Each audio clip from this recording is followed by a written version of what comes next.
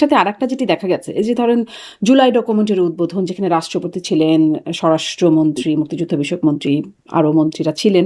সেখানে দেখা গেল ডকুমেন্টারিতে আপত্তির কারণে ভুয়া ভুয়া স্লোগান হলো, তুমুল হট্টগোল বেড়ে গেল। বিদেশি যে অতিথিরা ছিলেন, রাষ্ট্রদূতরা ছিলেন, তারা বেরিয়ে গেলেন।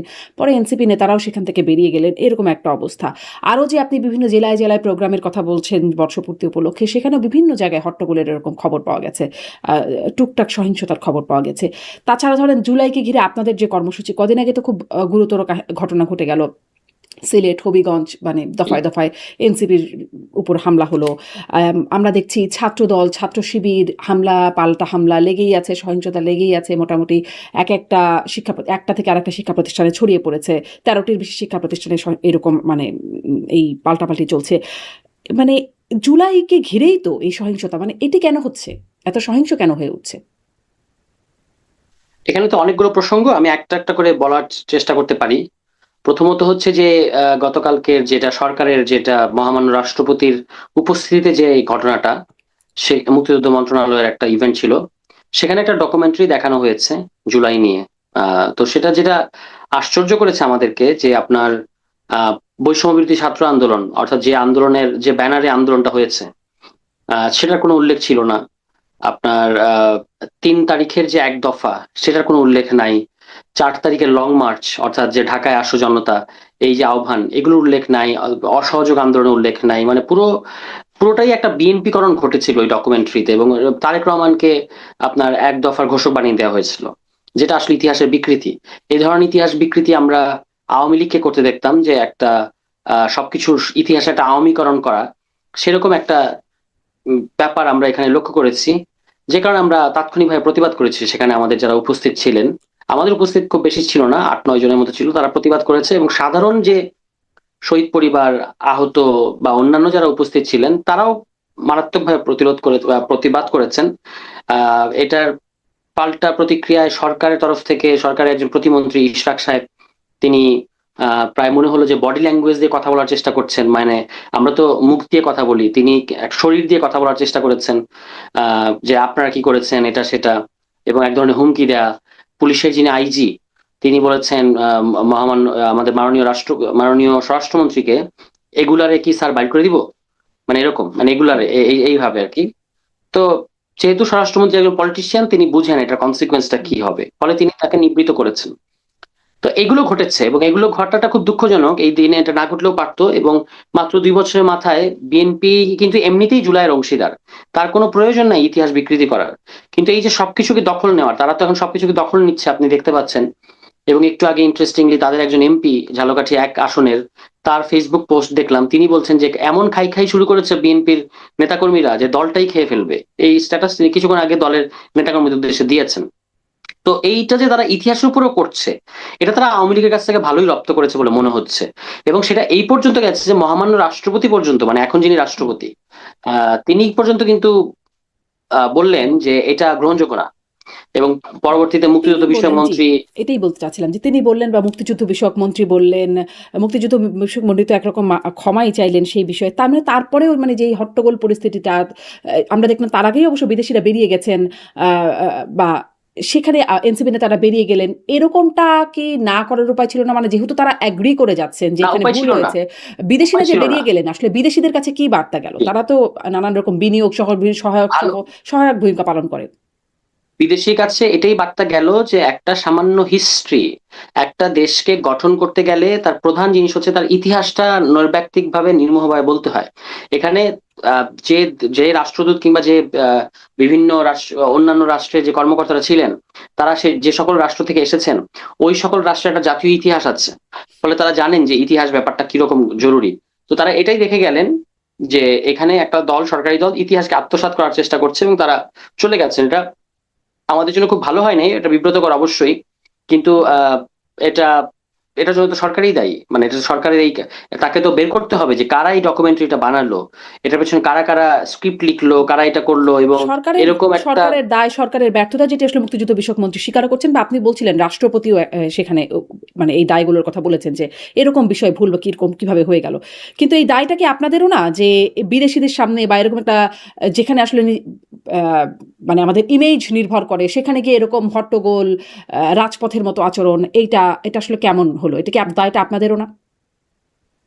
মোটেও আমাদের দায় না। কারণ হচ্ছে আপনি নিজেকে ওই জায়গায় চিন্তা করেন যে আপনি জুলাই গণ অভ্যুত্থানের সম্মুখ সারির একজন চরিত্র, একজন সমন্বয়ক কিংবা আন্দোলনকারী শীর্ষ ছাত্র নেতাদের একজন। আপনার খুব গুরুত্বপূর্ণ ভূমিকা আছে, হয় 4 তারিখে বা 3 তারিখে কোনো একটা দিনে। হ্যাঁ, এখন আপনার সামনে বসে আপনি এমন একটা ইতিহাস দেখতে পাচ্ছেন যেটা আপনার কাছে মানে আকাশ থেকে পড়ার মতো মনে হচ্ছে, যে ইতিহাসে আপনি নাই। আপনি থাকাটা গুরুত্বপূর্ণ না সবসময় হয়তো, কিন্তু ওই ওই ঘটনা তো উল্লেখ থাকতে হবে।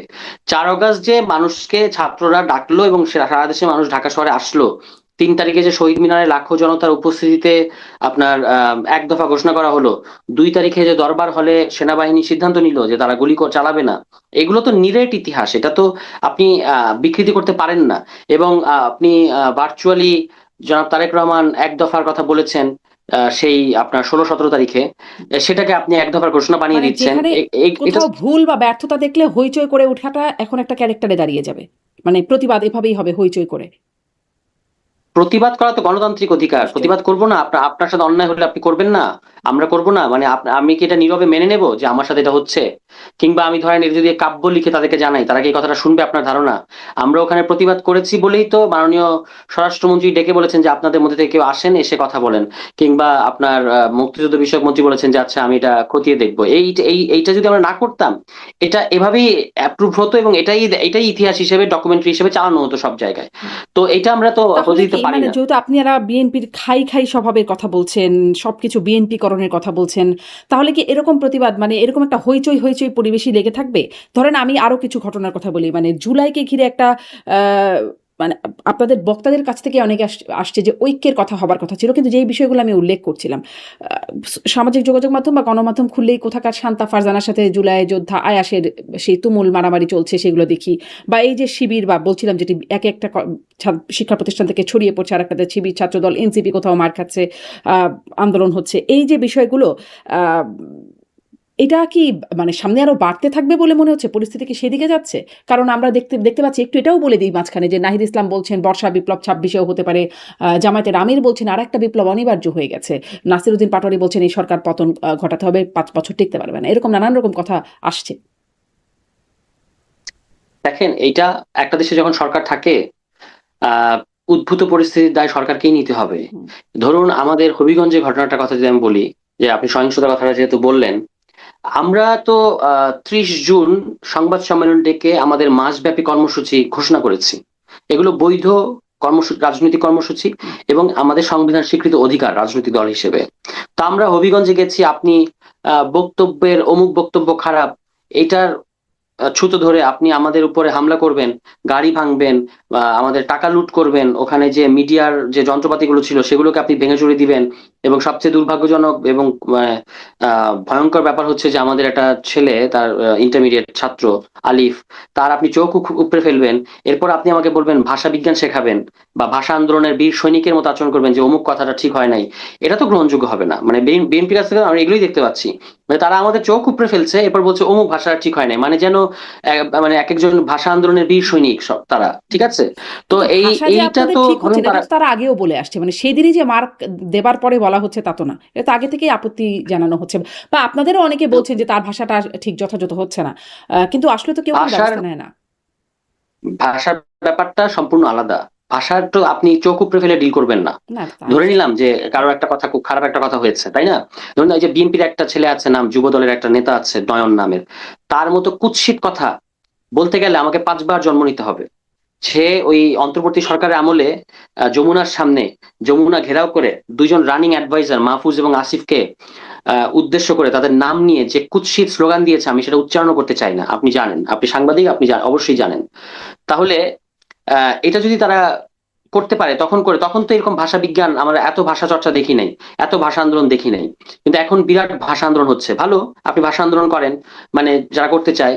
আমি একটা উদাহরণ ভাষা দিয়েছি আন্দোলন তো সবসময়। আপনাদের বা আপনারা বা আপনাদের পন্থী যারা, তারাও তো আসলে ভাষার কথা বলছেন, ভাষাতে তো খুব ভালো নজির অন্ততপক্ষে 5 আগস্টের আগে পরে দেখা যাচ্ছে না, সেটা নিয়ে আমরা অনেক কথা বলছি, অশ্লীলতা, গালাগালি, তার প্রভাব খুব প্রকাশ্যে বেড়ে গেছে আর কি, আগেও হয়তো ছিল কিন্তু সেটা নিজস্ব ব্যক্তিগত পরিসরে, এখন প্রকাশ্যে খুব বেড়ে গেছে। যদি যদি বেড়েই যায় সেটা আপনি কিভাবে ফয়সালা করবেন, কিভাবে ডিল করবেন? সমালোচনা করে ডিল করতে হবে।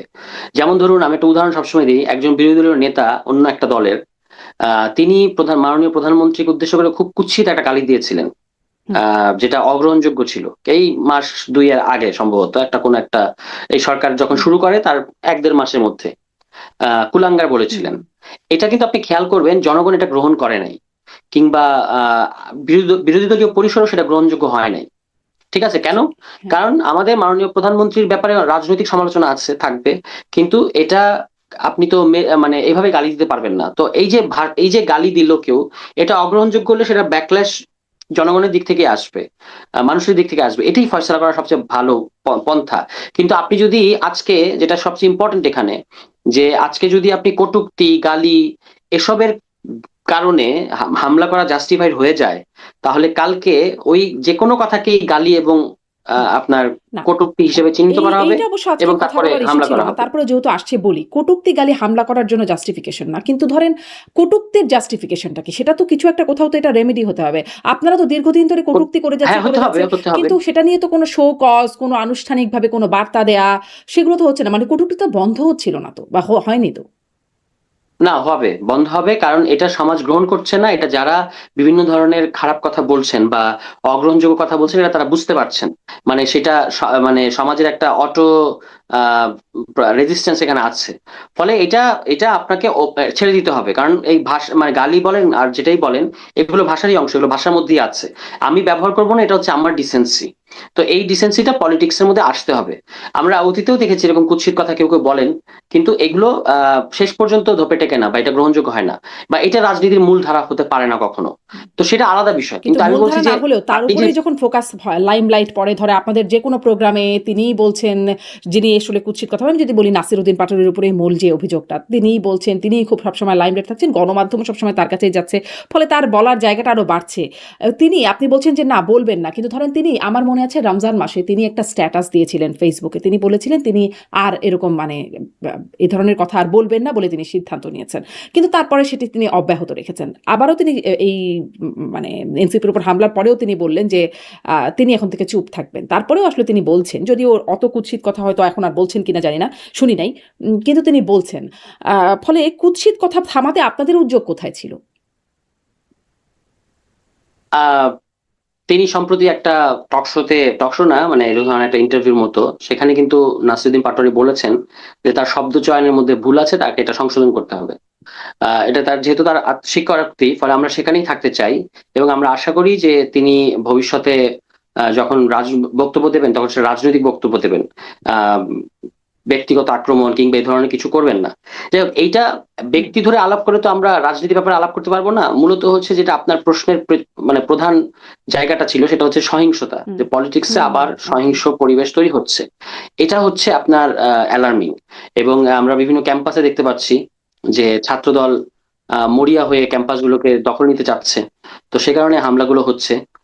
এবং আমি বোঝার চেষ্টা করছি, এই যে 13টা ক্যাম্পাসে আপনার মানে সহিংসতা সৃষ্টি হলো কি কারণে? আপনি কি মনে করতে পারেন, আপনি কি বলতে পারেন একটা একজন ইনফর্মড সিটিজেন হিসেবে এবং সাংবাদিক হিসেবে, হুম। যে খুব গুরুতর কোনো কারণ আছে এর পেছনে, যেটা মানে যেটার ছাড়া বা যেটার কারণে এই হামলাগুলো হচ্ছে, বা এটা অ্যাভয়েড করা যেত না, এরকম কি মনে হচ্ছে? আমার কাছে এরকম মনে হচ্ছে আমার না। ক্ষেত্রে আমি তো মনে করতে পারি বেশিরভাগ ক্ষেত্রেই ছাত্রদের মতো সংঘর্ষে কোনো গুরুতর কারণ থাকে না। এক্স্যাক্টলি। তাহলে এটা তো ছাত্রদলকে, আহ তারা যেহেতু সরকারি ছাত্র সংগঠন, দেখুন তাদের একটা মানে একটা ভেতরে একটা পীড়া কাজ করছে আমার মনে হয়। সেটা হচ্ছে যে তারা সরকারি ছাত্র সংগঠন, কিন্তু ঠিক সরকারি ছাত্র সংগঠনের মতো একচেটিয়া আচরণটা তারা করতে পারছে না। রেজিস্ট্যান্স হচ্ছে ছাত্রদের দিক থেকে। তারা ক্যাম্পাস গুলোকে সেভাবে দখল করতে পারছে না, হলগুলোকে দখল করতে পারছে না, সেখানে গেস্ট রুম, গণরুম এগুলো করতে পারছে না। ফলে তাদের মধ্যে ওই যে সরকারি ছাত্র সংগঠনের যে একটা গরম ব্যাপার, এটা না দেখাতে পারার একটা কষ্ট তাদের মধ্যে আছে। এই কারণে তারা মাঝে মাঝে সুযোগ পেলেই, মানে তুই জল ঘোলা করলি কেন টাইপের একটা ছুতা ধরেই, আপনি দেখবেন সুযোগ পেলেই তারা হচ্ছে খুবই সহিংস হয়ে ওঠে। তারা ডাকসুর নেতৃবৃন্দের উপর একবার থানায়, একেবারে শাহবাগ থানায় হামলা করেছে, এবং এখনো আবার এগুলো আমরা দেখতে পাচ্ছি। এবং সেখানে শুধু ছাত্রদল না, যুবদলও যুক্ত হচ্ছে। হুম, এই যুবদল নেতা নয়ন, তাকে আমরা দেখেছি হেলমেট পরিহিত অবস্থায় হুম, আমাদেরকে সেই ছাত্রলীগ যুবলীগের স্মৃতিগুলো মনে করিয়ে দিয়েছেন তিনি। তাকে ধন্যবাদ দেওয়া উচিত হবে কিনা বুঝতে পারছি না, যে তাকে যে আমরা হেলমেট অবস্থায় দেখলাম, এটা তো আমাদেরকে সেই স্মৃতিটা মনে করিয়ে অনেক দিয়েছে। স্মৃতি মনে তো পড়ছে। এগুলো সারোয়ার তুষার আরেকটু যোগ করি। এই স্মৃতি মনে করার ব্যাপারে হ্যাঁ, মানে ছাত্রলীগকে যেভাবে হেলমেট বাহিনীর মধ্যে পুলিশের মতো দেখা যেত, এই হেলমেট বাহিনী নামই হয়ে গেছিল। পরে অবশ্য জানা গেছে যে সেখানে অনেক গুপ্ত আরো অনেকেই ছিলেন। কিন্তু ছাত্রলীগ ছিল পুলিশের হেলমেট বাহিনী হিসেবে। তারপরে এখন দেখা যাচ্ছে আপনি বলছেন হ্যাঁ, ছাত্র দল আছে। আবার ধরেন ছাত্রলীগকে আমরা বলতে শুনতাম, ছাত্রলীগের সভাপতি সাদ্দামরা বলতেন যে তারা ফু দিলে ৫ মিনিটও ক্যাম্পাসে টিকতে পারবে না। এখন ছাত্র শিবিরের সভাপতি সাদ্দামদেরকে শোনা যাচ্ছে। তারা বলছেন যে তারা প্রতিরোধ করলে ছাত্রদল ১০ মিনিটও ক্যাম্পাসে টিকতে পারবেন না। মানে কথাবার্তা যদি ছাত্র দলেরটাও দেখি ছাত্রলীগের মতো মনে হচ্ছে, ছাত্র শিবিরেরটাও শুনলে ছাত্রলীগের কথার সাথে মিলছে। পার্থক্যটা কোথায় তাহলে? কথায় মিললেও এখনো পর্যন্ত ছাত্র শিবির ছাত্রলীগের মতো এরকম বেপরোয়া কিংবা এরকম সন্ত্রাসী আচরণ এখনো পর্যন্ত করে নাই, এবং সেটার ক্যাপাসিটি তাদের আছে কিনা এটা নিয়ে আমার সন্দেহ আছে। কারণ ছাত্রলীগের এই সন্ত্রাস করার যে ক্যাপাসিটি এটা অনন্য, এটা খুব বেশি সবার মধ্যে আপনি এটা পাবেন না। এই কারণে দেখবেন ছাত্র দল পর্যন্ত হিমশিম খাচ্ছে, তারা সন্ত্রাস সহিংসতা করতে যাচ্ছে, কিন্তু এরকম একচেটিয়া সন্ত্রাস সহিংসতা করতে পারছে না, যেটা ছাত্রলীগ অত্যন্ত কনফিডেন্সের সাথে কবিতা লিখতে লিখতে, ওই যে আপনি যার কথা বললেন সাদ্দাম, এখন তো পালিয়ে আছেন, তিনি তো কবিতা লিখতে লিখতে সন্ত্রাস করতেন। একদিকে কবিতার বিভিন্ন উক্তি মুখস্থ করে সেগুলোকে ঝেড়ে দিতেন বিভিন্ন জায়গায়, আবার সন্ত্রাসও করতেন। এমনকি ডাকসুর ২ তলা থেকে ছুঁড়ে ফেলেও দিয়েছেন, ছাত্র মেরুদণ্ড ভেঙে ফেলেছেন, এগুলো ঘটেছে। কিংবা চোখ উপড়ে ফেলেছেন, এগুলো অনেক ঘটনা আছে, এখনো তো পিটিয়ে চোখ মেরে উপড়ে ফেলেছেন, ফেলছেন, পিটিয়ে শেষ ফেলছেন। নাই। মেরে হয়তো ফেলে নাই এখনো পর্যন্ত। কিন্তু পিটাপিটির ঘটনা তো চলছেই। হেলমেট অবশ্যই এটাই তো পরিহিতভাবে খারাপ, এটাই তো সেটাও বলছি। চলছে, হ্যাঁ। অবশ্যই এটাই তো খারাপ, এবং এটাই তো বারবার বলছি যে এই জায়গাটায় যাওয়া যাবে না। পলিটিক্সকে ডিসেন্ট জায়গায় রাখতে হলে আমাদেরকে গণতান্ত্রিক সংলাপের মধ্যে থাকতে হবে, হুম। এবং একটা গ্রহণযোগ্য ছাত্র রাজনীতির রোডম্যাপ ছাত্রদের তৈরি করা উচিত। এটা ছাত্র ইস্যু, কিন্তু জাতীয় রাজনীতিতেও ধরেন এই হবিগঞ্জের ব্যাপারটা তার শুধু ছাত্রদের ইস্যু না। সেখানে আমরা তো পুরো দেখলাম যে অস্ত্রশস্ত্র সহ পুলিশের সাথে আমরা বিএনপি ছাত্র দলের নেতাদেরকেই অবস্থান করতে দেখেছি, আমি নিজেও সেখানে গিয়েছিলাম। এবং পুলিশ যেভাবে আমাদেরকে বাধা দিল, মানে আমরা আক্রান্ত পক্ষ, কিন্তু আমাদেরকেই কর্মসূচি করতে বাধা দিয়েছে। যারা আক্রমণকারী তাদেরকেই তারা সুরক্ষা দিয়েছে, তো সেই একই দলীয় আচরণ তারা করে যাচ্ছে বা করতে বাধ্য হচ্ছে, এটা বলাটা আরো ভালো হবে। কারণ এখানে তো পুলিশ সংস্কার যে কমিশন গঠন করার কথা, যেটাতে বিএনপির নোট অফ ডিসেন্ট নাই, সেটা বিএনপি বাস্তবায়ন করছে না। তো এই কারণে আপনার সার্বিক দিক থেকে এই ঘটনাগুলো ঘটতে পারছে, এবং পুলিশ যে পুলিশ তো নিউট্রালি সবখানেই আসলে নীরব থাকছে। ধরেন রাকসুর ঘটনাতেও যেটা দেখা গেল, পরবর্তীতে অবশ্য দেখলাম কিছু মামলা-টামলা হয়েছে। কিন্তু রাকসুতেও সেখানে আম্মার, সালাউদ্দিন আম্মার তিনি ছাত্রলীগ বলে ৩ জন শিক্ষার্থীকে বেধড়ক পেটাচ্ছেন বা শিবিরের আরো কর্মীরা পেটাচ্ছে। পুলিশ এবং প্রশাসনও সেখানে দাঁড়িয়ে, দাঁড়িয়ে দেখছে এবং পরে দেখা যাচ্ছে সে যারা মার খেয়েছে তাদেরকে গ্রেপ্তার করে নিয়ে যাচ্ছে। ওই একই রকম ভূমিকা না পুলিশের? অ্যাবসলিউটলি, এবং এটা অগ্রহণযোগ্য। আহ, মানে ওই যে আপনি বললেন যে গ্রেফতার করে নিয়ে যাচ্ছে, তাহলে যদি ছাত্রলীগ হয়েই থাকে, মানে যাদের কার্যক্রম নিষিদ্ধ, তাদেরকে স্রেফ পুলিশের কাছে সোপর্দ করতে হবে। কিন্তু এই যে আমি নিজে মারলাম বা আমি নিজে অস্ত্র হাতে তুলে নিলাম, লাঠিসোঁটা হাতে তুলে নিয়ে মারতে চেষ্টা করছি কার্যক্রম নিষিদ্ধ সংগঠনের কাউকে, এটা কিন্তু আমার অধিকার না, বা এটা আমাকে কেউ আহ আহ, মানে এই এই এটা আমাকে অ্যালাউ করে না বাংলাদেশের আইন। ফলে বিশ্ববিদ্যালয়ের যারা ছাত্র সংসদে যারা নির্বাচিত, যেমন আপনি যে ঘটনার কথা উল্লেখ করছেন, সেখানে যার নাম আসলো তিনি তো নির্বাচিত ছাত্র সংসদের জিএস। ফলে তাদেরকে এগুলো খেয়াল রাখতে হবে, এবং এটার ক্ষেত্রে যেখানে যেখানে আইনের ব্যত্যয় ঘটেছে আইনানুগ ব্যবস্থা নিতে হবে। এ ব্যাপারে আহ কোনো যুক্তিতর্ক নাই। মূল বক্তব্যটা হচ্ছে যে আপনি আইনের শাসন প্রতিষ্ঠা করেন, এবং আইন যে একটা ব্লাইন্ডলি কাজ করে, ব্লাইন্ডলি মানে সে দেখে না এটা সরকার না এটা বিরোধী দল না এটা কে, সে শুধু অপরাধীকে চেনে, ঠিক আছে? সেই সেরকম আইনের শাসন আমরা প্রতিষ্ঠা প্রতিষ্ঠা করতে চাই। কিন্তু সরকার যখন নিজেই রাজনীতিকরণ করে সবকিছুকে, হ্যাঁ, তখন তো আপনি পারবেন না। তখন আপনি যখন আপনি আপনার ছাত্র সংগঠনকে প্রোটেকশন দেবেন, তখন আপনি আরেকটা ঘটনায় পারবেন না, তখন সেটা সিলেক্টিভ হয়ে যাবে, হুম। সিলেক্টিভ মনে হবে। কিংবা এখন যেটা আবারও শুরু হয়েছে যে আপনার ফেসবুক স্ট্যাটাসের কারণে বিভিন্ন জায়গায় গিয়ে পুলিশ গ্রেফতার করছে, মারধর করছে, হ্যাঁ, এবং কটূক্তির, আমি যেটা একটু আগে বললাম যে কটূক্তির অভিযোগে ডিজিটাল নিরাপত্তা আইনে গ্রেফতার করা, এটা আওয়ামী লীগ আমলে আমরা বিপুল পরিমাণ দেখেছি, এবং এগুলো আওয়ামী লীগের জন্য কিভাবে বুমেরাং হয়েছে সেটা এখন আর বলার হুম। দরকার নেই, বলার অপেক্ষা রাখে না। কিন্তু যেটা আপনার কটূক্তি, আপনি বলেছেন কটূক্তির জাস্টিফিকেশন কি, কটূক্তির কোনো জাস্টিফিকেশন নাই। কিন্তু আজকে যদি আপনি কটূক্তির কারণে গ্রেফতারটাকে আমরা জাস্টিফাই করি, কালকে ভালো কথাকেও কটূক্তি বলা হবে। ঠিক আছে, এই কারণে। আর তাছাড়া আমাদের এখানে এই আইনগুলো অত্যন্ত পিউনিটিভ আইন হয়ে থাকে, মানে ফৌজদারি আইন করা হয়ে থাকে। বা পৃথিবীর বিভিন্ন দেশে আপনি যেখানে আছেন কিংবা উন্নত দেশগুলোতে এটা কি হয় যে এটা হচ্ছে সিভিল অফেন্স। সিভিল অফেন্সকে তো আপনি ক্রিমিনাল অফেন্সের আইন দিয়ে ডিল করতে পারবেন না। তো এখানে এই আইনগুলো করাই হয় শাস্তি দেওয়ার উদ্দেশ্যে এবং বিরোধী পক্ষকে দমন করার উদ্দেশ্যে, মত প্রকাশের পরিসরটাকে সংকুচিত করার উদ্দেশ্যে। হুম। এগুলো থেকে সরকারকে বের হয়ে আসতে হবে, কিন্তু তারা, আমার কাছে মনে হচ্ছে একটা চোরাবালির মধ্যে পড়ে গেছে। এবং এখানে চোরাবালিতে পড়লে যেটা হয় যে আপনাকে যদি, আমাকে যদি আপনি বালি চাপা দেন, তাহলে আমি যদি একটু কুস্তি করতে থাকি আমি উঠতে পারবো একটা সময় হয়তো কোনো না কোনো ভাবে। কিন্তু চোরাবালিতে যদি আমি নড়চড় করতে থাকি আমি আরো তলাতে থাকবো।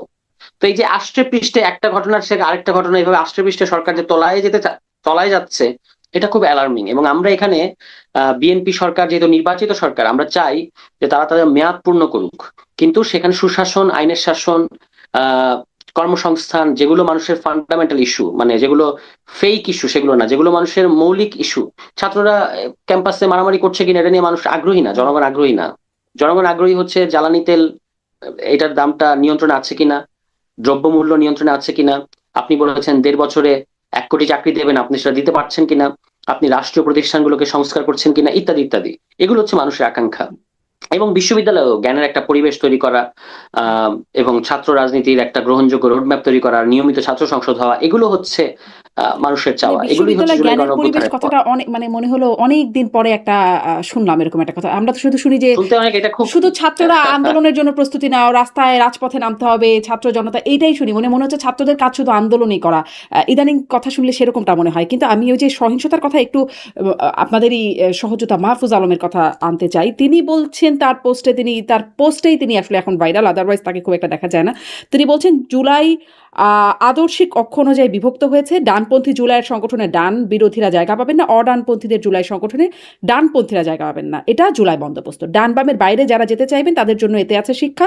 দ্রুত ডান বা অডান জুলাই বেছে নিয়ে গা বাঁচান। নিজস্ব মত না থাকলে মায়ের একটাও মাটিতে পড়বে না। মানে এখন কি মায়ের একটাও মাটিতে না পড়ার অবস্থা? আসলে মায়ের চলছেই পাল্টাপাল্টি, বিভিন্ন জায়গায় বিভিন্ন ভাগে ভাগে ভাগে ভাগে মায়ের চলছে। দেখেন, উনি তো অত্যন্ত জ্ঞানী মানুষ, বিভিন্ন জায়গা থেকে বাণী দেন, মানে জনগণের উদ্দেশ্যে ফেসবুকে, সোশ্যাল মিডিয়ায় আমরা ওনার বাণী পাই।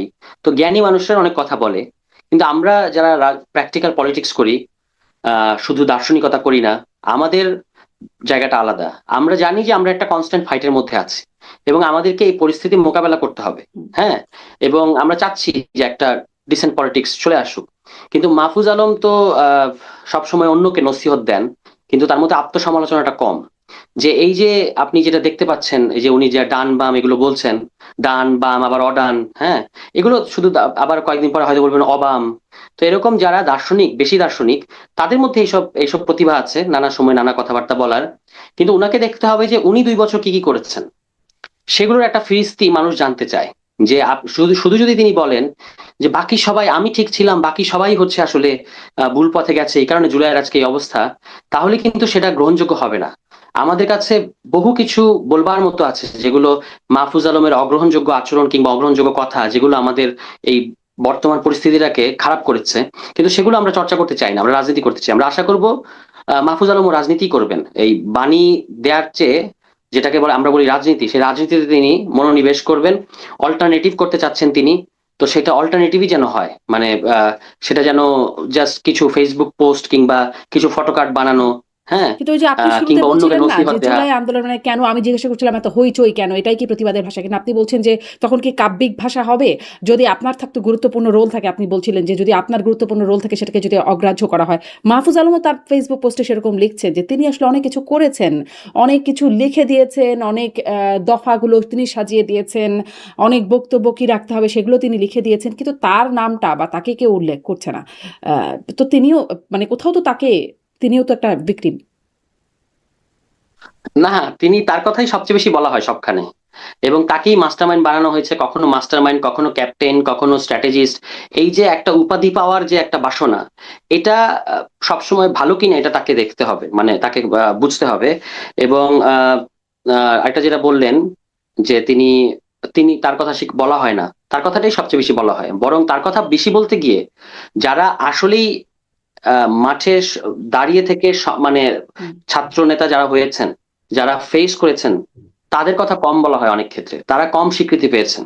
এবং সেই কম স্বীকৃতি পাওয়ার ক্ষেত্রে মাহফুজ আলমের ভূমিকা কি কি ছিল সেটাও তাকে একটু রিকল করতে হবে। তার কারণ হচ্ছে এই গণ অভ্যুত্থানের পরে এই পুরো যে পলিটিক্যাল ইয়াংদের যে পুরো পলিটিক্যাল প্রসেস, এটা তো এখন আমাদের স্বীকার করতে কোনো দ্বিধা নাই যে তিনি উপদেষ্টা হলেও তার একটা অত্যন্ত মানে ব্যাপক ইনফ্লুয়েন্স ছিল এই বৈষম্যবিরোধী ছাত্র আন্দোলন থেকে জাতীয় নাগরিক কমিটি হয়ে জাতীয় নাগরিক পার্টি এই পর্যন্ত তার তো একটা খুব বড় সড়ো ইনফ্লুয়েন্স ছিল।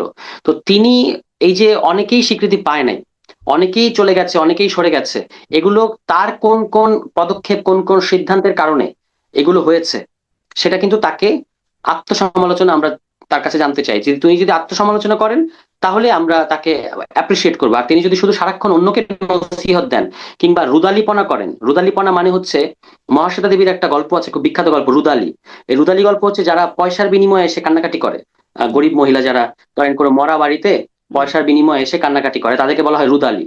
তো এই এই যে রুদালিপনা, সারাক্ষণ কান্নাকাটি করা, সারাক্ষণ বলা আমাকে এটা দেওয়া হয়নি, ওটা দেওয়া হয় নাই, এই হয় না সেই হয় নাই, এই রুদালিপনা আমরা অনেক দেখতে পাচ্ছি গত 1.5-2 বছর, কিন্তু কোনো কাজে আসেনি। কিন্তু কারাই রুদালিপনা গুলো করে আপনি দেখবেন, তারাই বিভিন্ন সেমিনার সিম্পোজিয়াম দখল করে আছেন, তারাই বিভিন্ন পত্রিকার ক্রোড়পত্রতে তারাই লিখছেন, তারাই বিভিন্ন আপনার ওই থিঙ্ক ট্যাঙ্কের মধ্যে বসে তারাই প্যানেলিস্ট, তারাই আলোচক, তারাই অ্যাপ্রিসিয়েট করছেন।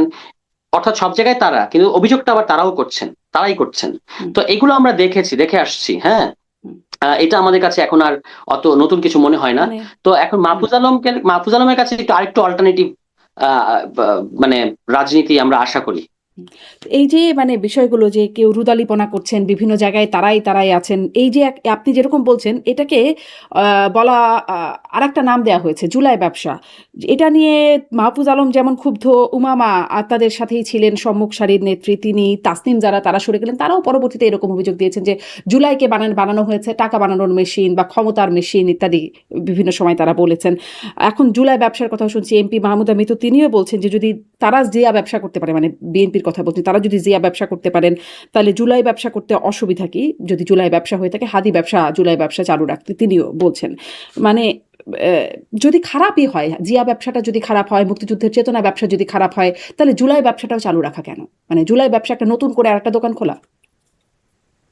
না, জুলাই ব্যবসার কোনো সুযোগ নেই, জুলাই হচ্ছে তো, ব্যবসার কোনো সুযোগ নেই। এই যে আপনিই বললেন যে তারাই তারা, হচ্ছে, হ্যাঁ হচ্ছে তো।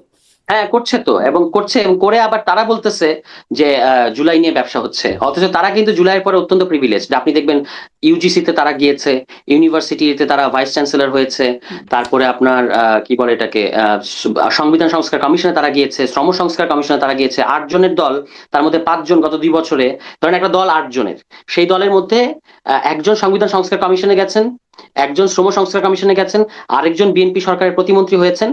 এই 8 জনের দলের মধ্যে 3-4 জন এভাবে এম্পাওয়ার্ড হয়েছেন।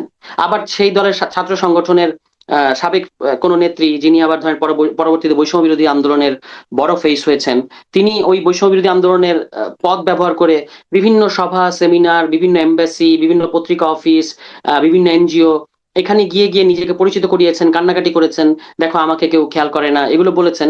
কিন্তু অভিযোগটা আবার এরাই করছেন, এটাই হচ্ছে আমি বলছি মুশকিলের বিষয়। কিন্তু জুলাই নিয়ে ব্যবসা করার মানে এটা কোনো বাস্তবতা নেই এবং এটা সম্পূর্ণ অগ্রহণযোগ্য। কিন্তু যেভাবে বলা হয় যেন জুলাই ব্যবসাটা যখন জুলাই ব্যবসা কথাটা ব্যবহার করা হয় তখন এটা ইঙ্গিত করা হয় এনসিপির দিকে, যে এনসিপি জুলাই ব্যবসা করছে। কিন্তু বাকি যারা এই অভিযোগগুলো করছেন আমি দেখতে পাচ্ছি ক্ষেত্র বিশেষে তারা এর চেয়ে বেশি জুলাই ব্যবসা করছেন। হ্যাঁ, কিন্তু তারা নিজেদেরকে একটা ভিকটিমের জায়গায় বসাচ্ছেন আর কি। তারাই মানে টেলিভিশনে গিয়ে বলছেন, তারাই পত্রিকায় লিখে এগুলো বলছেন, এবং এটা হচ্ছে সম্পূর্ণ এনসিপি কে ডিলেজিটিমাইজ করার একটা পলিটিক্স। আপনি দেখবেন যে পুরো 2 বছরে সবাই কে কি করেছে, কে কোথায় ছিল, এগুলো তো আমরা সবই দেখেছি। সেগুলো তো ধরেন বলতে থাকলে রাজনীতি হবে না, শুধু পরচর্চা করতে থাকতে হবে। তো আমরা পলিটিক্যাল প্রসেসটাকে আপহোল্ড করতে চাই, আমরা ঝুঁকি নিচ্ছি, আমরা রাজনৈতিক দল খুলেছি এবং আমরা সেখান থেকে জনগণের কাছে যাচ্ছি, সেখানে গিয়ে মানুষের কথা শুনছি, সেখানে আমাদের ভুলগুলো তারা বলছেন, যদি ভুল থাকে কোনো কোনো ক্ষেত্রে সেখান থেকে আমরা শিখছি, সংশোধন করছি। কিন্তু ধরেন আপনি শুধু যে নসিহত দেবেন, ফেসবুকে শুধু বাণী দেবেন কিংবা শুধু রুদালিপনা করবেন, আমি বলছি যে এগুলো কোনো কাজে আসে না। মানে এগুলো তো মানুষের জনগণের কোনো কাজে আসবে না, বরং এটা হচ্ছে একটা স্পেসিফিক মানে অংশকে জুলাইয়ের মূলধারা বাই এনি মিনস এনসিপি, এখান থেকে কেউ কেউ চলে গেছে, কেউ কেউ ছিটকে পড়েছে, যারা বিদেশ থেকে এসেছিল, এসে পরবর্তীতে জুলাইয়ের পোস্টার গার্ল হয়ে গেছে, তাদের অনেক ক্ষেত্রে তাদের আপনার ধরেন পোষায় নাই, কিংবা তারা দলীয় সিদ্ধান্তের বাইরে গিয়ে ব্যক্তিগত ইচ্ছাটাকে প্রাধান্য দিয়েছেন, এখন তারা যদি আমাদেরকে নসিহত দেন তাহলে তো সেটা আমরা মানবো না। কারণ আমরা সংগ্রাম করে করে এ পর্যন্ত এসেছি, গণঅভ্যুত্থানের আগেও আমাদের সংগ্রামের ইতিহাস আছে, আমরা এখনো পর্যন্ত রাজনীতি করে সবচেয়ে কঠিন জিনিসগুলোকে ফেস করে করেই আমরা আগাচ্ছি এবং আগাবো, ঠিক আছে? এর বাইরে যারা এরকম অভিযোগের একটা টোনের মধ্যে থাকেন, তারা তো তাদের কাজ করবেন, তারা তো ওরকমই করবেন। কিন্তু এর আবার মধ্যে কিছু কিছু আপনি পত্রিকা, যার কথা বলছেন তার প্রসঙ্গ থেকেই টানি যে এই যে আপনাদের মধ্যে যারা আসলে জুলাইয়ের শক্তি, জুলাইয়ের পক্ষে, আন্দোলনের পক্ষে, একটু আগে বলছিলাম ছাত্র শিবির, ছাত্র দল, তারপরে এই যে এনসিপি বৈষম্য বিরোধী থেকে যারা ছিটকে গেছেন তাদের মধ্যে পাল্টাপাল্টি নানান রকম, কেউ কেউ ব্যবসা করছেন, কেউ কেউ রোদালিপনা করছেন, আবার কেউ কেউ বঞ্চিত করার জায়গায় গেছেন। এইরকম যে পাল্টাপাল্টি চলছে, অনৈক্যের জায়গায় যখন দেখা যাচ্ছে, তখন মাহফুজ আলমও বলছিলেন যে এইরকম কুস্তির মধ্যেই আসলে আওয়ামী লীগ ফিরে আসার একটা পথ অনিবার্য তৈরি হবে। সেরকম একটা পরিস্থিতিকে আপনারাই তৈরি করছেন কিনা? আমি মনে করি না যে আওয়ামী লীগের ফিরে আসার কোনো সম্ভাবনা নিকট ভবিষ্যতে আছে। আপনার শোতে মাঝে মাঝে একজন আওয়ামী লীগ নেতা আসেন, উনি ভালো গান করেন দেখি, যে আবার জিম টিম করেন, আবার হচ্ছে আপনার কি বলে যেন গিটার বাজান জিমে, কি বলে ওই ওই মানে পারফর্ম করেন প্যাডের মধ্যে, এগুলো করেই ওনাদেরকে কাটাতে হবে। হ্যাঁ, আবার তাদের যারা যারা দুর্বল নেতা আছেন, মানে যাদের পয়সা টয়সা নাই, বা যাদেরকে তারা দেশের মধ্যে আহ ঝুঁকিতে রেখে চলে গেছেন, তাদেরকে ওনারা মাঝে মাঝে যেরকম খুদ করে পাঠাবেন এবং বলবেন একটা কর্মসূচি করে ছবি পাঠাও, ওনারা জনশূন্য রাস্তায় ভোরবেলা জঙ্গিদের মতো মুখোশ পরে একটা ব্যানার নিয়ে একটুখানি দৌড় দিয়ে জয় বাংলা বলে আবার গলিতে ঢুকে পড়তে হবে। এগুলোকে রাজনৈতিক কর্মসূচি বলে না। এবং এরকমই তো যতক্ষণ আপনি করতো, রাজনৈতিক এর আগে যখন আওয়ামী লীগ যখন ধরেন দমন পীড়নের রাজনীতিটা করতো, তখন তো বিরোধী দলগুলো এরকমই করতো। তো এখন তারা আসলে তাদেরকে সেই ফ্লোর দেওয়া হবে না, তো তারা আর কি করবে? না, আওয়ামী লীগকে তো দমন পীড়ন করা হচ্ছে না। আওয়ামী লীগকে বলা হচ্ছে যে তুমি আসো এবং বিচার ফেস করো, যদি আপনার যদি সাহস তাদেরকে তো থাকে। নিষিদ্ধ করে সেটা রাখা তো হয়েছে, আপনি তাদের করছেন না। কর্মসূচি নিষিদ্ধ করে রাখা হয়েছে না, না, তাদেরকে সেটা তো ধরেন সেটা তার সংগঠন, হ্যাঁ কেন, মানে ধরেন একটা সংগঠনে কারোর বিরুদ্ধে যদি কোনো অভিযোগ আসে, তখন প্রথম পদক্ষেপটা কি হয়? প্রথম পদক্ষেপটা হয় যে এটা শুরু হওয়ার আগ পর্যন্ত তোমার পদ স্থগিত থাকবে, হুম। মানে তুমি কার্যক্রম পরিচালনা করতে পারবে না। এটাই করা হয়েছে আওয়ামী লীগের সাথে। আপনি দ্রুততম সময়ের মধ্যে আসেন, দ্রুততম সময়ের মধ্যে ট্রায়াল ফেস করেন, এবং যদি দেখা যায় যে আপনি নিষ্পাপ নিষ্কলুষ, এইমাত্র সদ্য প্রস্ফুটিত গোলাপ, তাহলে আপনি আবার রাজনীতি করতে পারবেন, কোনো সমস্যা নাই।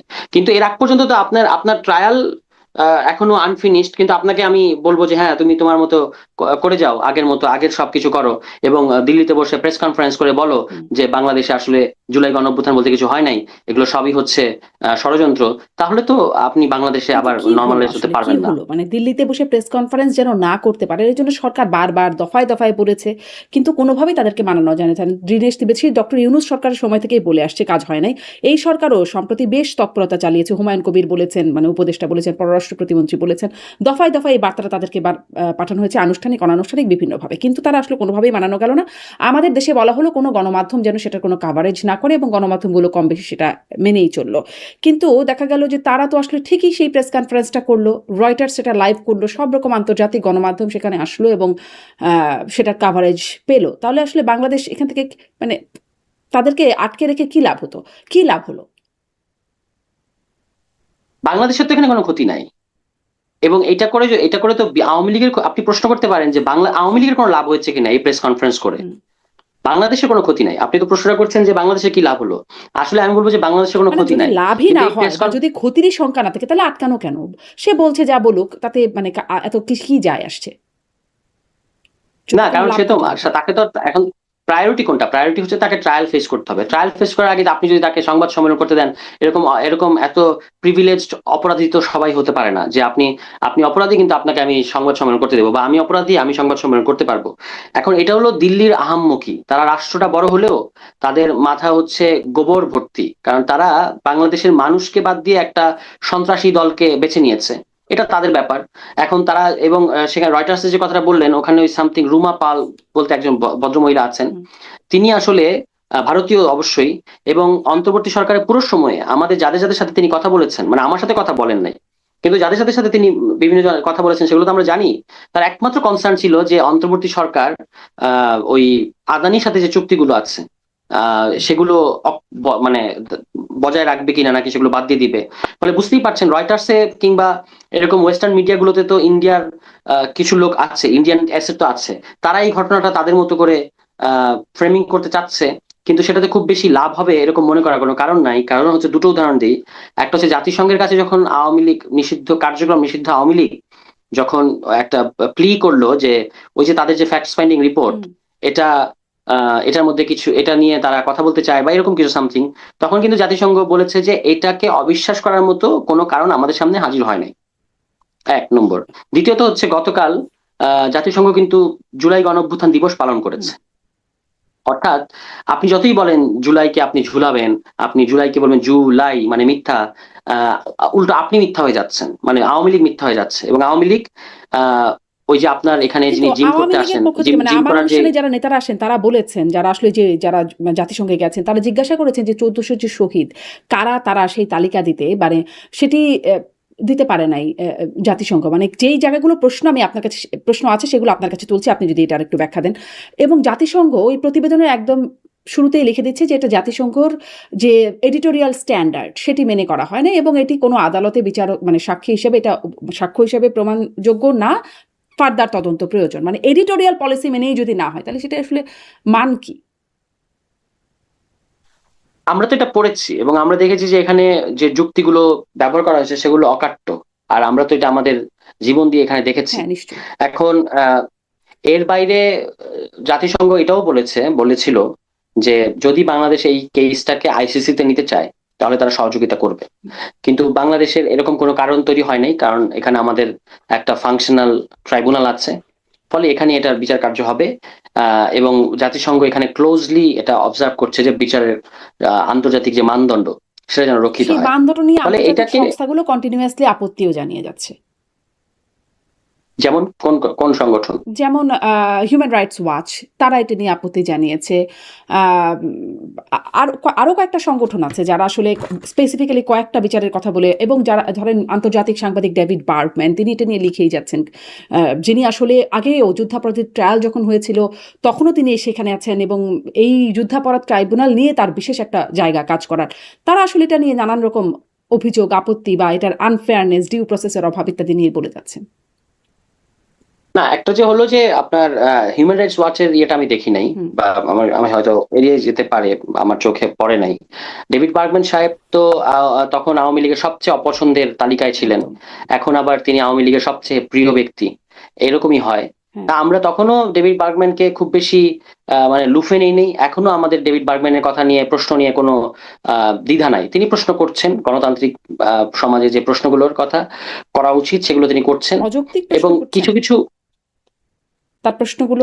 তার একটা নিজস্ব দৃষ্টিভঙ্গি এবং নিজস্ব পলিটিক্যাল বোঝাপড়া আছে। তিনি তো আর শুধু আন্তর্জাতিক সাংবাদিক বললে হবে না, তার সাথে বাংলাদেশের এক ধরনের সম্পর্ক তো আছেই। তিনি দীর্ঘদিন যাবৎ বাংলাদেশে কাজ করছেন এবং বাংলাদেশের যে অভ্যন্তরীণ যে রাজনীতি তিনি এটার অংশই এক এক হুম। অর্থে। হ্যাঁ, এখানে তিনিও একটা পক্ষ।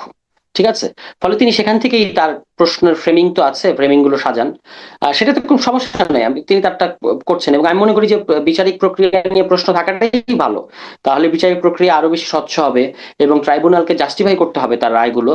এটা সত্য যে কিছু কিছু ক্ষেত্রে কিছু তো মামলা বাণিজ্য এগুলো তো হচ্ছে, এগুলো বাংলাদেশের প্রায় ঐতিহ্যের মতো যে এগুলো হয়ে থাকে, এবং সেগুলো আবার এই রাজনৈতিক দলগুলোই করে থাকে। তো সেইটা সমাধান করা এক জিনিস। আর এটার কারণে আমি বলবো যে ও দেখো দেখো তাহলে জুলাই কিছুই হয় না, আওয়ামী লীগ নিষ্পাপ, সেটা হলো আরেক জিনিস। হুম। হ্যাঁ, বা দুই ভাবে দেখাটাই ভালো হবে। নিশ্চয়ই আওয়ামী লীগ নিষ্পাপ হবে কেন, মানে তাদের কিন্তু বিচারিক প্রক্রিয়া যদি স্বচ্ছ না হয়, সেটা যদি প্রশ্নবিদ্ধ, তাহলে তো এটা একটা বড় জায়গা রয়ে গেল, মানে বারবার এই জায়গাটা যদি প্রশ্ন করার সুযোগ রেখে না, দেওয়া হয়। বড় কোনো ওইরকম 13 সালে যেরকম ছিল যে একটা ক্যাঙ্গারু কোর্টের মতো আপনি দাঁড়িয়ে যাবেন, আমি বসিয়ে দেব, কিংবা ধরেন আপনার যিনি অভিযুক্ত হুম। তার সন্তান কিংবা সাক্ষীকে গুম করা, হ্যাঁ, সুখরঞ্জন বালির মতো ঘটনা তৈরি করা, এখনো এগুলো দেখা কিংবা যাচ্ছে যে স্কাইপ আমি যদি কেলেঙ্কারি। না বলি তাহলে তো বলবেন মানে সেই শেখ হাসিনার পক্ষের আইনজীবী সেই বক্তব্য যেটি আসলে অন ক্যামেরায় বলে ফেলেছেন, যেটি আসলে ক্যামেরা অফ হয়ে যাওয়ার কথা ছিল কিন্তু অন থাকাতে সেটিও তো মানে চলে আসছে, যে তিনি বলছেন যে আসলে বোঝা যাচ্ছে যে এখানেও কোনো একটা যোগ সাজস, সেই শব্দটা যেভাবেই বলি না কেন, তাদের মধ্যে আছে বিচারক বা শেখ হাসিনার পক্ষের আইনজীবী যিনি ছিলেন। ওরকম ঘটনা তো এখানেও দেখা গেছে। শেখ হাসিনাকে আরো ভালো আইনজীবনী দিক না, অসুবিধা নাই তো। তিনি আর আর আসলে তার পক্ষে কে এরকম একটা মানে মানবতা বিরোধী অপরাধের দায়ে যিনি অভিযুক্ত তার পক্ষে মানে কেউ কেউ যে এখনো মানে কি বলে ফাইট দিচ্ছেন আইনি, এটাই তো মানে বেশি। কিন্তু তিনি চাইলে অন্য আরো আরো বড় সাংবাদিক পাঠাতে, আরো বড় আইনজীবী পাঠাতে পারেন, কোনো সমস্যা নেই। বরং কিন্তু সেটা সেই আরো সময় তো আমাদের আইনজীবীরা যে মবের শিকার হয়েছেন, ধরেন আদালতে মবের শিকার হয়েছেন, আইনজীবীরা নির্বাচনও করতে পারলেন না, তারা আওয়ামীপন্থী বলে পরিচিত বলে তারা সুপ্রিম কোর্ট আইনজীবী প্যানেল তারা দাঁড়াতেই পারলেন না। মানে হয়েছে তো শুধুমাত্র আওয়ামীপন্থী ট্যাগ থাকার কারণে তারাও তো এই যদি বলি বৈষম্যের শিকার হয়েছেন। কিন্তু তারা তো আওয়ামী আওয়ামী আইনজীবী তো ছিলেনও। আওয়ামী আইনজীবী তো হিসেবে তাদের যে আদালত আদালত কিংবা কোর্ট পাড়ায় তাদের যে গত 17 বছরের দোর্দণ্ড প্রতাপ হুম, কিংবা তাণ্ডব, এগুলো যারা ভিকটিম, তাদের তো কিছু কিছু ক্ষোভ তৈরি হয়েছে। কিন্তু সেটাও আমি মনে করি যে একটা আইনি প্রক্রিয়ায়, মানে একটা ডিউ প্রসেসে ডিল করা উচিত। হামলা কিংবা পাল্টা ধাওয়া এগুলো যদি আমাদের কোর্ট পাড়ায় কিংবা আদালতে হয়, সেটা কাঙ্ক্ষিত না। ফলে সেটা সেটা আলাদা জিনিস, সেটা আমাদের রাজনৈতিক সমালোচনা, মানে আমাদের ইন্টারনাল পলিটিক্স এর সমালোচনা। ট্রাইব্যুনালের বিচারিক প্রক্রিয়ার ব্যাপারটা আলাদা। এখনো পর্যন্ত আমি দেখি নাই যে খুব বড় কোনো প্রশ্ন কিংবা খুব বড় কোনো এটাকে আহ অগ্রহণযোগ্য কোনো কিছু হচ্ছে এরকম বলার কোনো সুযোগ আছে। কিছু প্রশ্ন থাকতে পারে, সেগুলো হুম। মানে সেটেল ধরেন করতে হবে এবং সেগুলোর ট্রাইব্যুনালের উত্তর কথা বলছি না, আমি টোটাল বিচার প্রসিকিউটর দিয়ে যাচ্ছেন। প্রক্রিয়াতেই বলি। ধরেন হাতকড়া পরা অবস্থায় আজকেও দেখছিলাম এরকম একাধিক ঘটনা, বেশ কয়েকটা ঘটনা দেখা গেছে হাতকড়া পরা অবস্থায় আইসিইউতে মারা গেছেন ছাত্রলীগ আওয়ামী লীগের নেতাকর্মীরা, বা হেফাজতে মৃত্যুবরণ করছেন তারা নির্যাতনের শিকার হয়ে, সেরকম ভিডিও আবার দেখা যাচ্ছে। ধরেন জামিন হচ্ছে না, মামলাটা অনেক মামলা আছে যে তার বিরুদ্ধে আসলে যথাযথ মামলার বদলে কোনো একটা ভুয়া মামলা আছে, সেই ভুয়া মামলায় তিনি জামিন পাচ্ছেন না, এরকম অনেক রয়ে গেছে। তাহলে আসলে বিচারটা প্রশ্নবিদ্ধ না হয়ে উপায় কি? না, বিপরীত চিত্র আছে। মানে অবিশ্বাস্য দ্রুতগতিতে জামিন পাচ্ছে, আছে, কিংবা হচ্ছে আপনার আছে। হ্যাঁ। এবং হাত করার কথা বললেন, আমি তো দেখতে পেয়েছি যে ইনু সাহেব, তিনি কিভাবে হাস্যোজ্জ্বল মনে হচ্ছেন যেন তিনি সচিবালয়ে প্রবেশ করছেন, তিনি মন্ত্রী হিসেবে সেভাবে করেও তিনি আদালতে আসছেন, এগুলো তো আমরা দেখেছি। কি ফলে এগুলো আছে। এবং আহ, আমার বক্তব্য হলো যে আমি তো বিচারিক বা আদালতের ভেতরের ব্যাপারটা অত ভালো বুঝি না। হুম, যেটুকু আমি বাইরে থেকে একজন সচেতন নাগরিক কিংবা পলিটিশিয়ান হিসেবে প্রত্যাশা করতে পারি, সেটা হচ্ছে বিচারিক প্রক্রিয়াটাকে একেবারেই প্রশ্নের ঊর্ধ্বে রাখতে হবে। এবং যত ধরনের প্রশ্ন আমি মনে করি যে যে প্রশ্নগুলো পরাজিত শক্তির পক্ষ থেকে করা হবে, তার সবগুলো ডিফেন্স, সবগুলো যুক্তি আমাদের কাছে আছে। হুম, সেগুলো আলসেমি না করে, এই যে একজন চিফ প্রসিকিউটর বসিয়েছে বিএনপি, তিনি যে সন্ত্রাস বিরোধী যে আইনে আওয়ামী লীগের কার্যক্রম নিষিদ্ধ করা হয়েছে, সেই আইনটা ভালো করে পড়ে দেখেন নাই।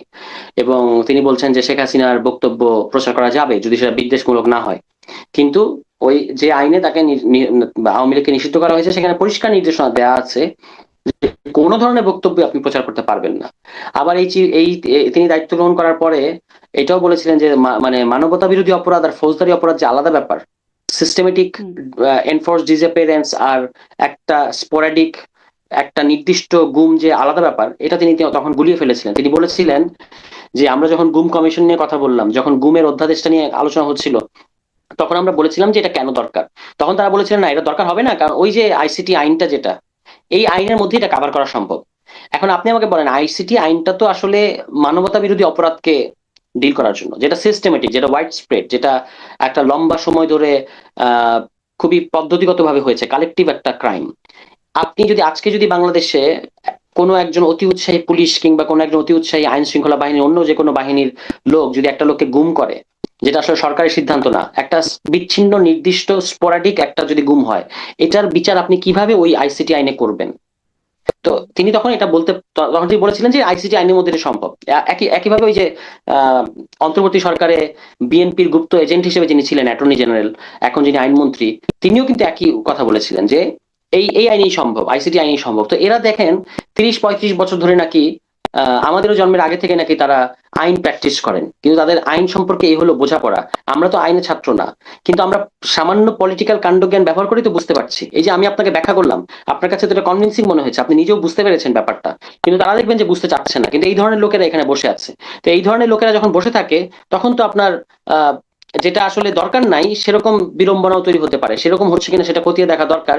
এবং আমরা সবসময় যেটা বলেছি যে যোগ্য লোক বসান আপনি সব জায়গায়, কিন্তু বিএনপি তো যোগ্য লোক বসাচ্ছে না। তাদের এই যে রাষ্ট্রীয় প্রতিষ্ঠানগুলো, বিভিন্ন সাংবিধানিক প্রতিষ্ঠান, সংবিধিবদ্ধ প্রতিষ্ঠান, রাষ্ট্রীয় প্রতিষ্ঠান, এগুলো হয়ে গেছে তাদের পুনর্বাসন কেন্দ্র। তাদের যে যাদেরকে তারা মনোনয়ন দিতে পারে নাই কিংবা যারা নির্বাচনে হেরেছে, তাদেরকে এখানে আবার পুনর্বাসন করা হচ্ছে। আমি এবার পদযাত্রায়, জুলাই পদযাত্রায় চুয়াডাঙ্গায় গেলাম। মানে অনেকগুলো জেলায় গেছি, যেমন চুয়াডাঙ্গাও গেছি, সেখানে গিয়ে আমি হতবাক হয়ে শুনলাম যে সেখানে বিএনপির যে নেতা, মানে যে প্রার্থী 60,000 ভোটে, 60,000 ভোটের ব্যবধানে যিনি হেরেছেন, তাকে জেলা পরিষদ প্রশাসক বানানো হয়েছে। অর্থাৎ যাকে জনগণ প্রত্যাখ্যান করেছে, আপনি তাকে আবার পাবলিক অফিসে বসিয়েছেন। তো এটা হলো বিএনপির জনপ্রতিনিধিত্বমূলক যে ব্যবস্থা। আমাদের গণতান্ত্রিক ব্যবস্থাটা তো জনপ্রতিনিধিত্বমূলক ব্যবস্থা। ওনারা তো বলেন যে ওনারা বহুদলীয় গণতন্ত্রের প্রবক্তা, কিন্তু তাদের আন্ডারস্ট্যান্ডিং অফ এই বহুদলীয় গণতন্ত্র হচ্ছে এরকম যে যিনি নির্বাচনে হেরে গেছেন তাকে ওনারা, এবং 60,000 ভোটের ব্যবধানে, 600 ভোট না, 6,000 ভোট না, 60,000 ভোট, তাকে তারা আবার পাবলিক অফিসে বসিয়ে দিয়েছেন।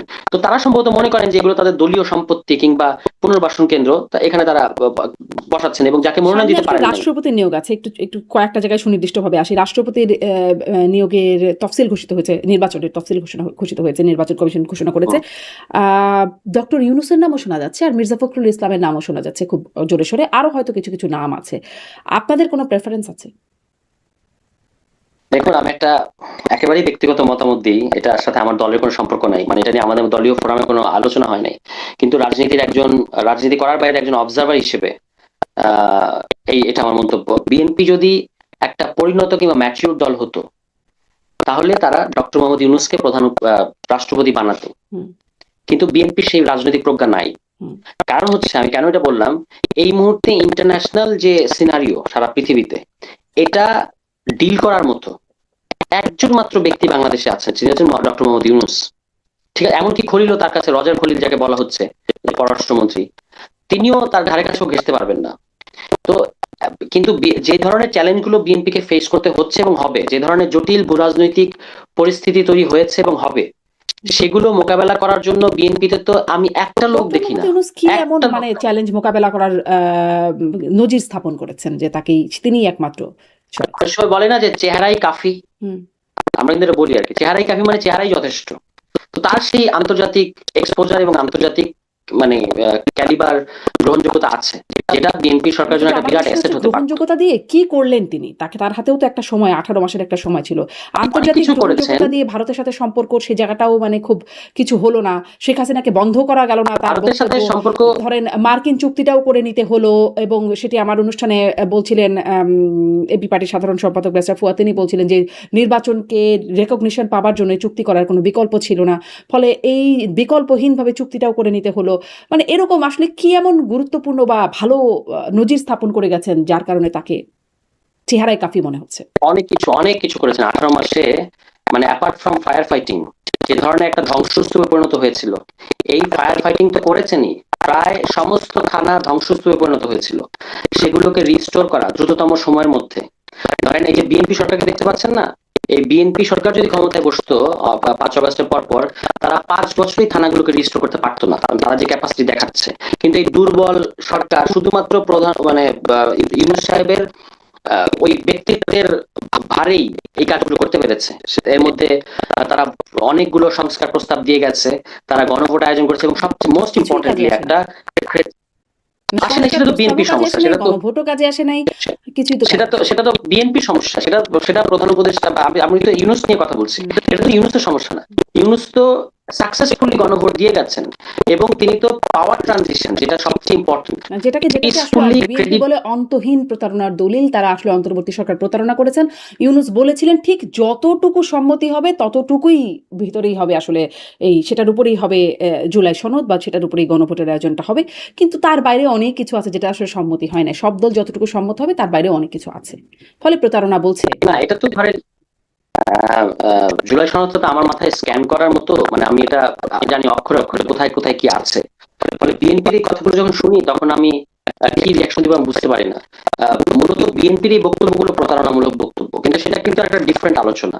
আমরা যদি জুলাই সনদে আলোচনা করি, তখন এটা নিয়ে বিস্তারিত আলোচনা করা যাবে। কিন্তু আমি যেটা বলছিলাম সেটা হচ্ছে প্রধান, মানে আপনি ডক্টর মোহাম্মদ ইউনূসের যে কর্মকাণ্ডগুলো, এগুলো আমি মনে করি 18 মাসে যেগুলো করে গেছেন, হ্যাঁ অনেক কিছুই পারেন নাই, ডেফিনেটলি অনেক কিছু পারেন নাই, বা তাকে পারতে দেওয়া হয় নাই। তাকে যে মাত্রায় ব্ল্যাকমেইল করেছেন বিএনপি এবং অন্যান্য ক্ষমতাসীন পক্ষ, আমলাতন্ত্র থেকে শুরু করে, বাংলাদেশের কোন সরকারের বিরুদ্ধে তো সেই সরকারের আমলারা মুভমেন্ট করেছে এরকম খুব বেশি নজির নাই। এনডিআর আমলারা মুভমেন্ট করেছে, জনপ্রশাসনে আমলারা মুভমেন্ট করেছে, এবং ভুতুরে 2 থেকে 250 আন্দোলন হঠাৎ করে গজিয়ে গেল, সেগুলো আবার এখন নাই। হ্যাঁ, এগুলো তো আমরা সবই বুঝি কোথা থেকে আসে। যে ওবায়দুল কাদের পলাতক বলতো না যে কোথা থেকে এলো এরা, তো এই যে কোথা থেকে এলো এরা, এটা তো আমরা জানি। কিন্তু এখন কিন্তু নাই, আপনি দেখবেন। তো এর মধ্যেও যে তারা মোটামুটি কিছু জায়গায় সীমাবদ্ধতা বা খামতি বাদ দিলে সাকসেসফুলি সময়টা পার করেছেন। এবং আমি যেটা বলছি, মোস্ট ইম্পর্টেন্টলি বিচ্ছিন্ন ঘটনাগুলোকে বাদ দিলে একটা পিসফুল ট্রানজিশন, পাওয়ার ট্রানজিশনটা করতে পেরেছেন। এটা হচ্ছে তার সবচেয়ে বড় কৃতিত্ব। এবং এটা পেরেছেন আপনি 5 বছর পরে কল্পনা করেন ওরকম একটা একটা সিস্টেম যেটা পুরোপুরি আওয়ামী লীগের তৈরি করা একটা সিস্টেম, এটার যিনি মানে নিউক্লিয়াস, তিনি এই দেশ থেকে পালিয়ে গেছেন এবং তারপরে এই সিস্টেমটা প্রায় কলাপস করেছে, কিন্তু তাদের অ্যাসেট গুলো রয়ে গেছে বাংলাদেশে। এরকম একটা পরিস্থিতিতে বিএনপি তো সাহস হয়নি বাংলাদেশের দায়িত্ব নেওয়ার। ছাত্ররা তো তাদেরকে সেই প্রস্তাব দিয়েছিল। আপনি যে প্রথম আলোতে যদি রিসেন্টলি স্থানীয় সরকার মন্ত্রীর সাক্ষাৎকারটা পড়েন, সেখানে কি এতদিন কিন্তু আমরা কথা বলেছি যে আমরা জাতীয় সরকারের প্রস্তাব দিয়েছি, তারা রাজি হয় নাই। এখন তো তিনি এটা স্বীকার করেছেন, তাই না, যে ওরা জাতীয় সরকার প্রস্তাব দিয়েছিল কিন্তু আমরাই বলেছি অন্তর্বর্তী সরকারের কথা। মানে অন্তর্বর্তী সরকারটা বিএনপির সরকার। এখানে শুধু ছাত্রদের ইয়েটা কতটুকু যে তারা প্রধান উপদেষ্টা হিসেবে ডক্টর মোহাম্মদ ইউনূসের নামটাকে স্টাবলিশ করতে পেরেছিল। এবং আজকেও যদি আপনি আসিফের সাক্ষাৎকার দেখেন প্রথম আলোতে ধারাবাহিকভাবে সাক্ষাৎকার ছাপছে, তো এই মির্জা ফখরুল ইসলাম আলমগীর এবং আসিফ নজরুলের সাক্ষাৎকার, এই দুজনের সাক্ষাৎকার আমি মনে করি একটা ঐতিহাসিক ডকুমেন্ট হিসেবে থাকবে। কারণ আমরা তো কথা বললে সেটা ইয়ে হয় না। উনারা তো বলছেন যে এই যে প্রধান উপদেষ্টা হিসেবে ডক্টর মোহাম্মদ ইউনূসকে ছাত্ররা কিভাবে এখানে এস্টাবলিশ করেছে, এবং তারা সেনাবাহিনী বলেন কিংবা রাজনৈতিক দলগুলো বলেন, তারা কিন্তু এটা মানতে চায় নাই এবং এটা নিয়ে অনেক সময় পার হয়েছে। তো এটাই মানে অন্তর্বর্তী সরকারটা হচ্ছে একটা বিএনপি প্রজেক্ট।